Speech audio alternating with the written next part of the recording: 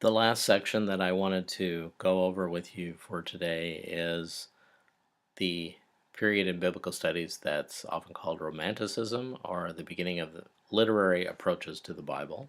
And this begins about 1750, and people are still very, very interested in these approaches today. All of this begins in what is called the Romantic movement.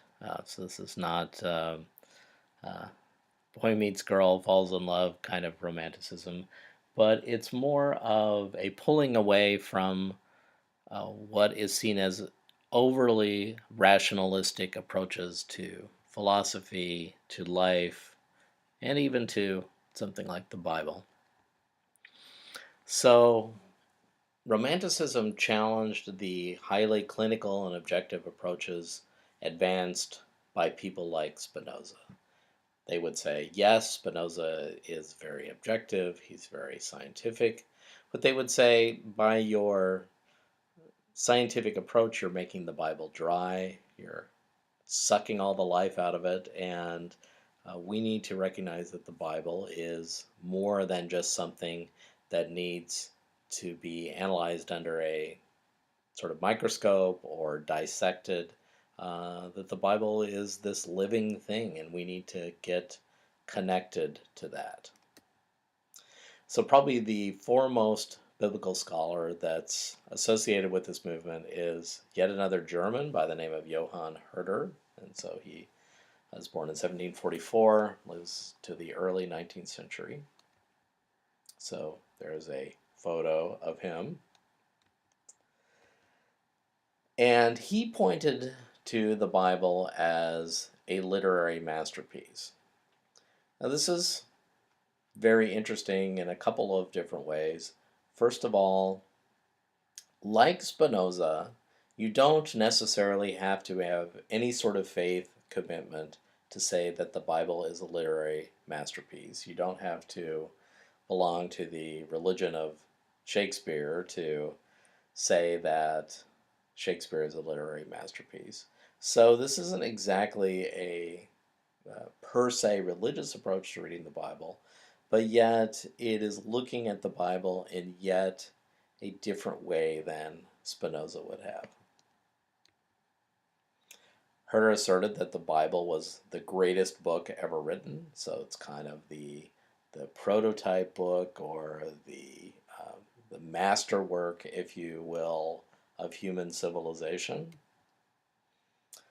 And an interesting thing that he said about gaps in the text, and other scholars have pointed to this particular uh, part of, or this feature of the Bible as well. So, because we were just talking about gaps in text last week, I thought I would make a special point to talk about this week.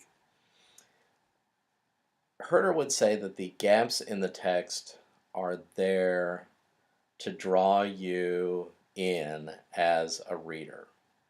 In other words, he would say that the Bible makes you think.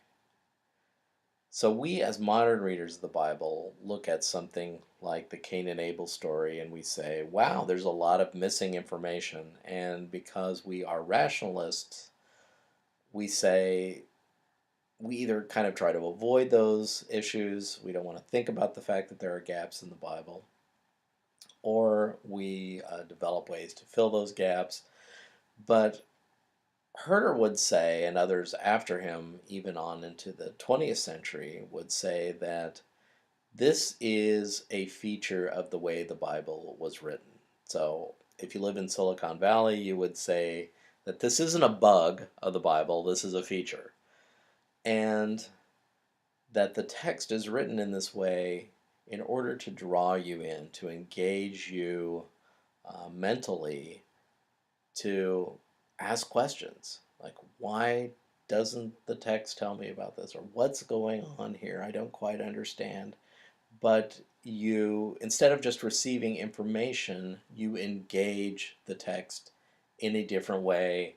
And Herder would say, in a way that's different from reading people like Homer, for example, in Greek literature. Homer spells everything out for you. Nothing is hidden. everything is revealed. Sometimes the characters in the story don't know what's going on, but you as the reader know what's going on. The Bible is different. The Bible doesn't tell you everything. It makes you think. It draws you in, and it makes you ask questions. And instead of this being something quote unquote wrong with the Bible, Herder would say this is the greatest feature of the Bible. So we'll talk about that more next week when we talk about the ideas of justice and mercy in the Bible and how that works.